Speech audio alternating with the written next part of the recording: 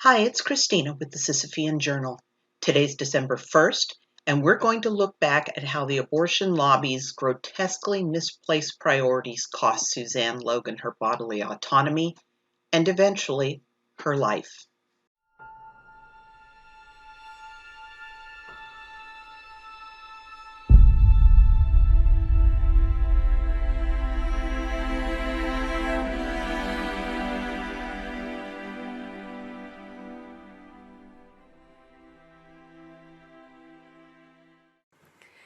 Okay, today is the anniversary of the December 1st, 1992 death of Susanne Logan. And Susanne's death is one of the ones that illustrates most clearly that there is a distinction between your normal pro-choice citizen and the abortion lobby. And by the abortion lobby, I mean National Abortion Federation, National Coalition of Abortion Providers, NARAL, Pro-Choice America, just all these high-profile women's rights or reproductive rights groups. You have to remember, first of all, that they are largely funded by abortion clinics. And the interests of the woman and the interests of the clinic are not necessarily the same thing.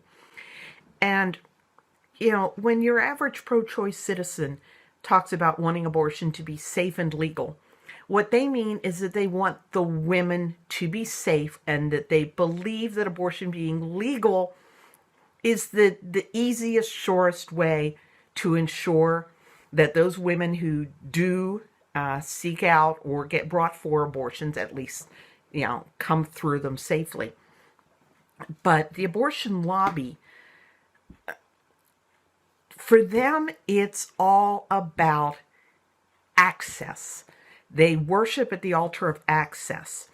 And that's the real reason that they want abortion to be legal, is so that it can be widespread.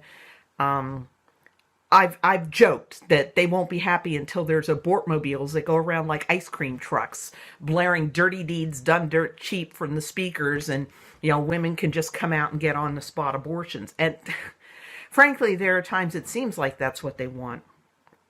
And I'm not saying that they're totally indifferent to the women's safety. I'm sure that they prefer safety, that they would much rather the woman go in and she gets the highest quality care, and she keeps her fertility. She doesn't wind up with a colostomy. She doesn't wind up in a coma. She doesn't wind up hemorrhaging. That she goes about her life with no negative repercussions of this abortion. But I have rarely seen a case where the movers and shakers, that the politicians, the abortion activists, and I'm talking the upper echelon activists. I'm not talking your ordinary woman who goes to a pro-choice march and they hand her a "keep abortion safe and legal" sign and she marches around with it and then she goes home. I'm talking about people who make a living looking after the interests of abortion clinics and abortion rights groups. And these people will not take any steps whatsoever to protect women from quacktastic abortionists. And what happened to Susanne Logan is, it just kind of underscores that. And this case was so bad, even 60 Minutes paid attention. In 1991, they actually did a show about what happened to Susanne. It was about a year before Susanne finally died.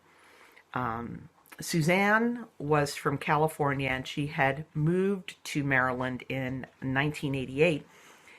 And on September 9th, in 1989, she went to Hillview Abortion Clinic. She was 13 weeks pregnant. And she did not know what other people knew, which was that this was a pretty quacktastic place. The abortion was performed by Dr. Gideon Kyoko, who he was an independent contractor.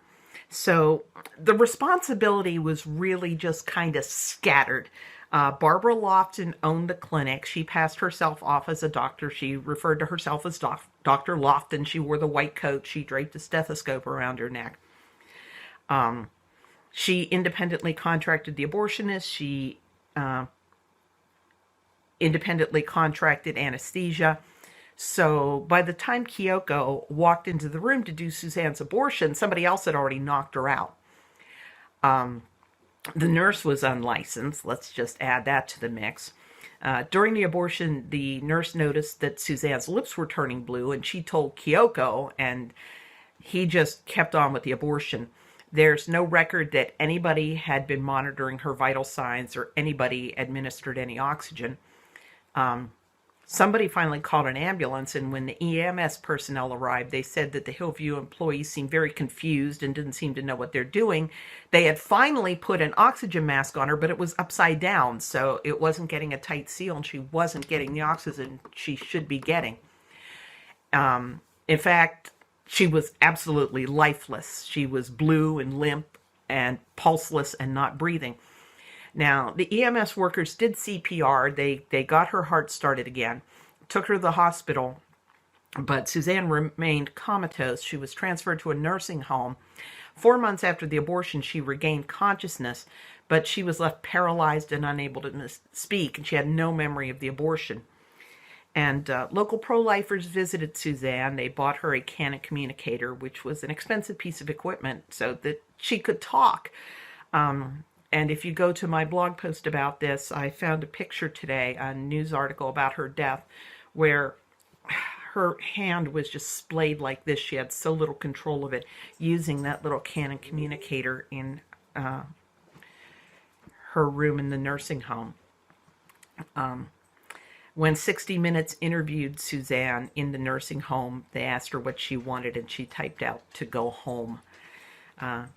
Susanne sued in November 1992. She won her suit. She was awarded $2.6 million and $10,000 a month for life to cover her expenses.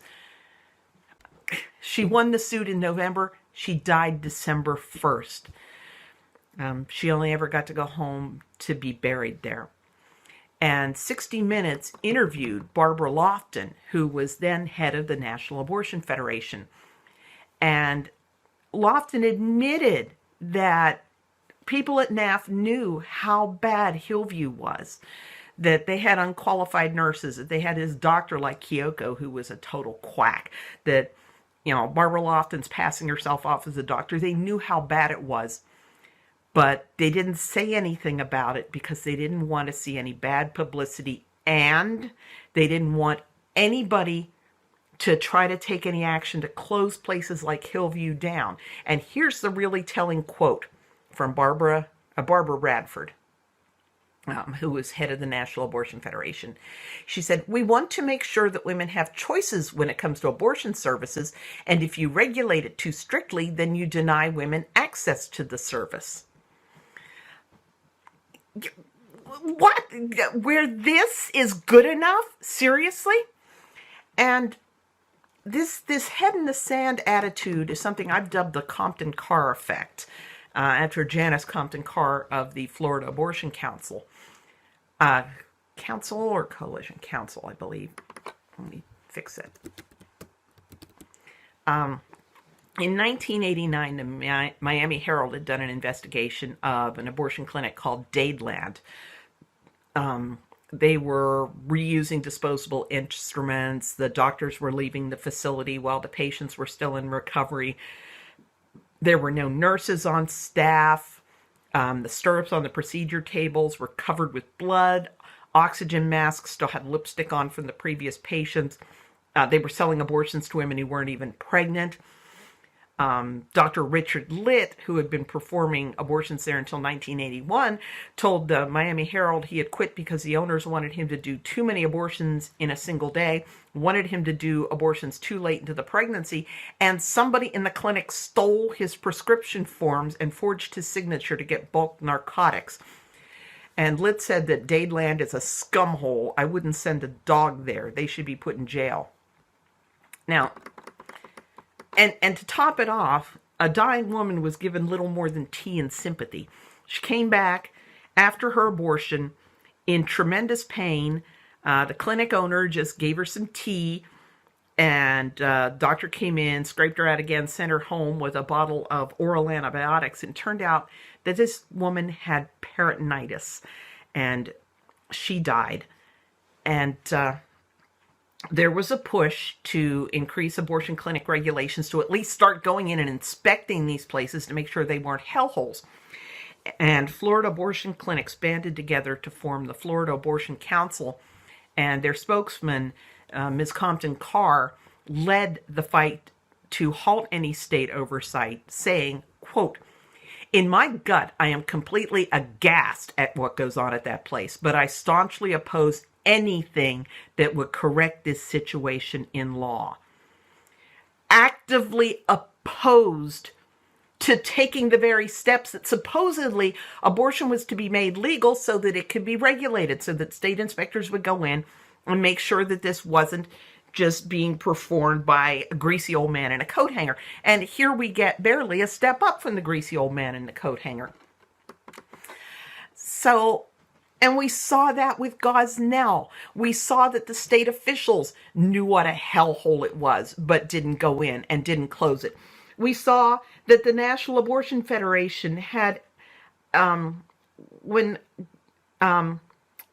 Gosnell applied for membership, they sent someone to inspect the clinic. She was appalled by what she found. She said, there's no corrective action plan that can possibly make this guy good enough.